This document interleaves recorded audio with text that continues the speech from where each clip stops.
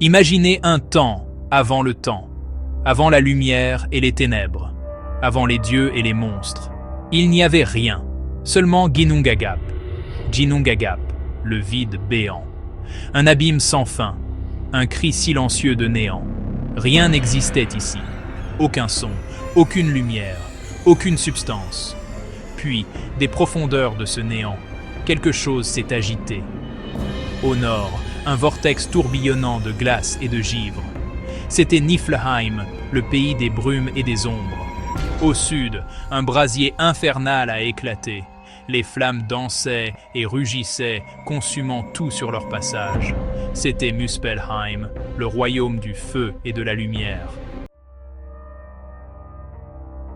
Niflheim, un royaume de nuit perpétuelle. Des rivières de glace coulaient à travers son cœur gelé. L'air était lourd de givre. Les ombres dansaient et chuchotaient dans l'obscurité.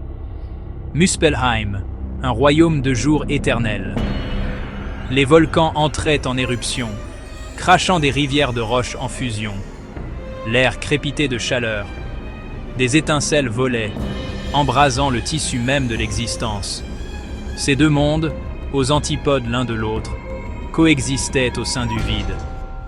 Leurs énergies s'entremêlaient, un équilibre fragile de feu et de glace. Mais leur paix ne devait pas durer. Du cœur de Niflheim coulait la source Vergelmir. 11 rivières, les Elivagar, serpentaient de cette source, leurs eaux glacées rampant vers la chaleur de Muspelheim. Les rivières d'Elivagar, touchées par le froid de Niflheim, se solidifiaient en glace à l'approche de Muspelheim. Mais la chaleur était implacable. La glace commença à fondre, goutte à goutte, dans une lente agonie.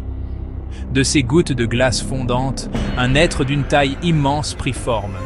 Ymir, le premier des géants de glace, était né. Créature d'une puissance incommensurable, Ymir dormait dans le vide.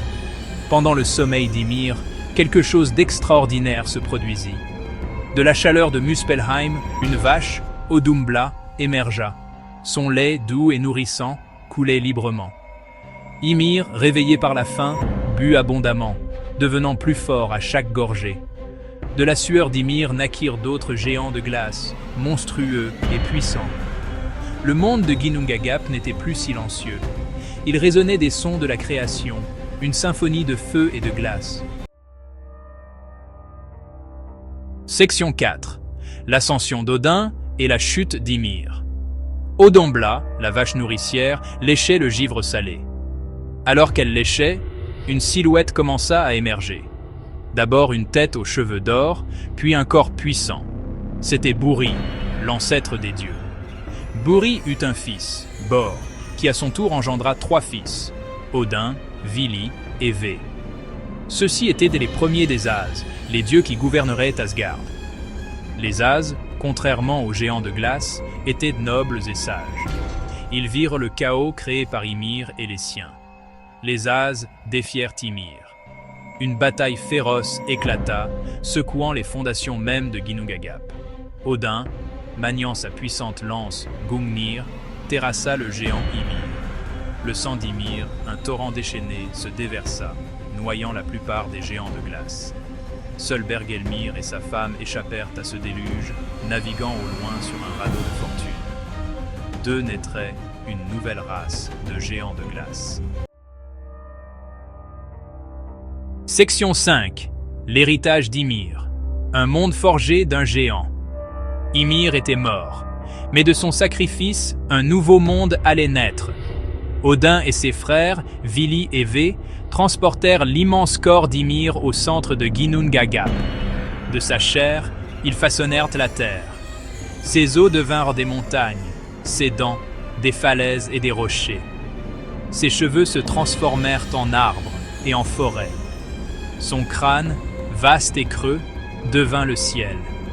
Les étincelles de Muspelheim, soigneusement rassemblées par les dieux, devinrent des étoiles, dispersées à travers les cieux.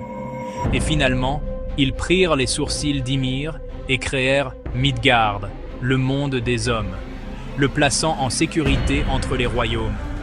Le monde, né du chaos et du sacrifice, était prêt à accueillir ses habitants.